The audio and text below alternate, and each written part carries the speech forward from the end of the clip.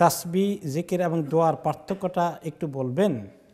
হিসনুল মুসলিমে লেখা সর্বশ্রেষ্ঠ দোয়া আলহামদুলিল্লাহ এবং সর্বোত্তম জিকির লা ইলাহা ইল্লাল্লাহ। তাসবিহ হচ্ছে সুবহান আল্লাহ বলা, মানে আল্লাহ তাআলার প্রশংসা করা। কিন্তু প্রশংসার জন্য একটা শব্দ আছে সিন বা হা এর রুট, আর সেখান থেকে সাব্বাহা তাসবিহ সুবহান আল্লাহ। এই সুবহান আল্লাহর এই কথাটা আল্লাহ তাআলা ছাড়া আর কারোর জন্য ব্যবহার করা হয় না। এই জন্য আল্লাহর খাস প্রশংসা করার একটা শব্দ হচ্ছে সুবহান আল্লাহ। এটার অর্থ হলো তাসবিহ। এটা একটা প্রশংসার জন্য তাসবিহ বলা। জিকিরটার একটা শব্দ নাই, জিকিরের অনেক শব্দ আছে। তাসবিহটাও একটা জিকির, আলহামদুলিল্লাহ একটা জিকির, এমনকি আয়াতুল কুরসি পড়াও একটা জিকির, নামাজ পড়াও জিকির।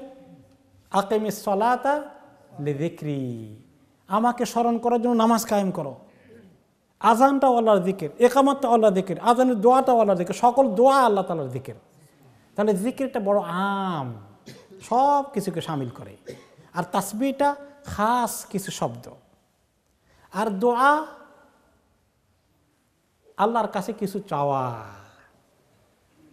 আল্লাহ তাআলার কাছে কিছু চাওয়া। এই সেন্সে আল্লাহুম্মা ইন্নী আসআলুকাল জান্নাহ ওয়া আস্তাজিরুকা মিনান নার রব্বানা আতিনা ফিদ দুনিয়া হাসানা ওয়া ফিল আখিরাতি হাসানা। এটা দরখাস্ত দিলাম, কি চাইলাম?